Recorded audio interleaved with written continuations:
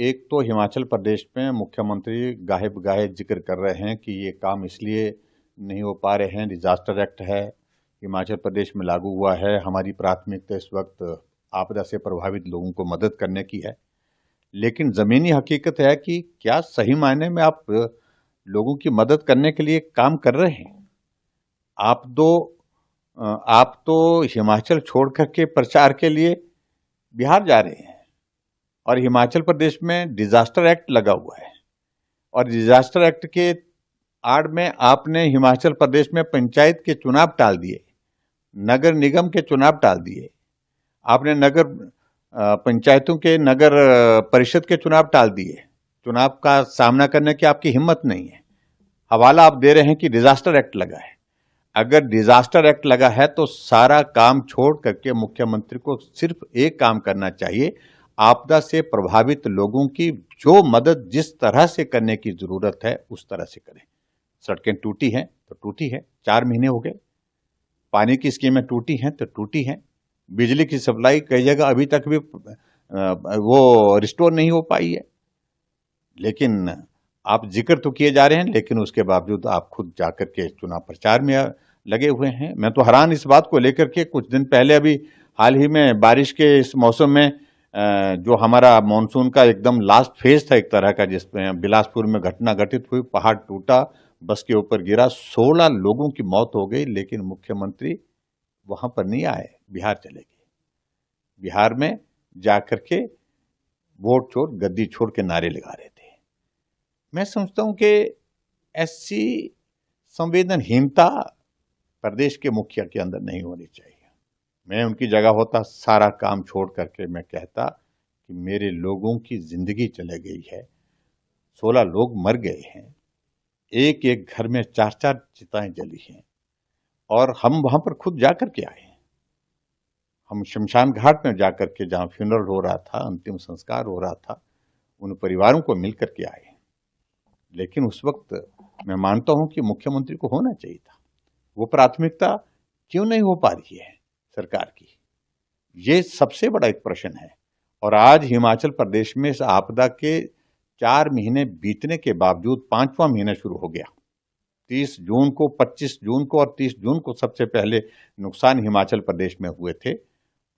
अभी आप जाकर के देखिए, सड़कें बिल्कुल वैसी ही टूटी हुई हैं, वो अभी तक रिस्टोर नहीं हो पाई।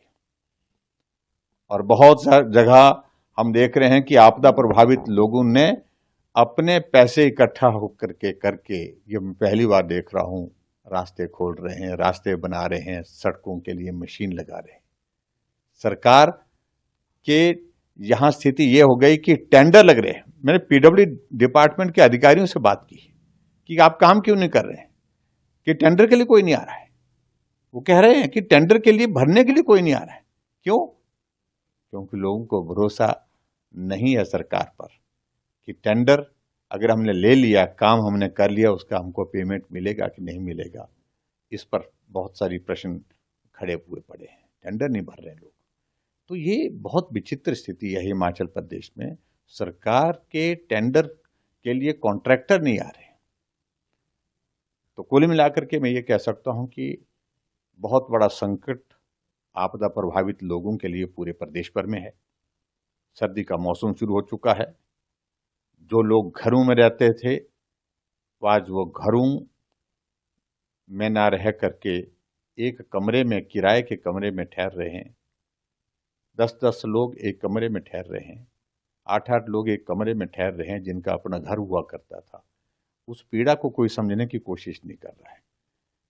कोशिश ये करनी चाहिए थी उनको तुरंत जल्दी से जल्दी राहत दे करके वो अपनी कुछ व्यवस्था खड़ी कर सके। मैंने मुख्यमंत्री जी से बात की थी।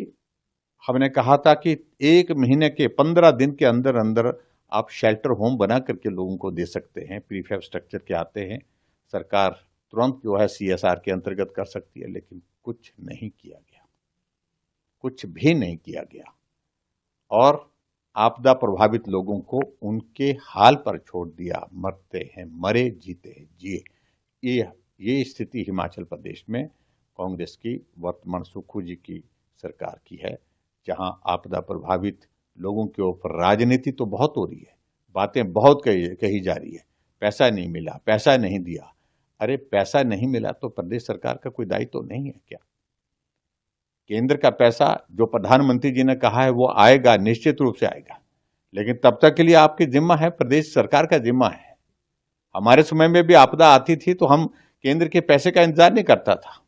पैसा आएगा तो ठीक है, नहीं भी आएगा तो भी हम अपने संसाधनों से उन लोगों के लिए सारे काम छोड़ करके मदद करते थे, मदद की गुंजाइश निकालते थे।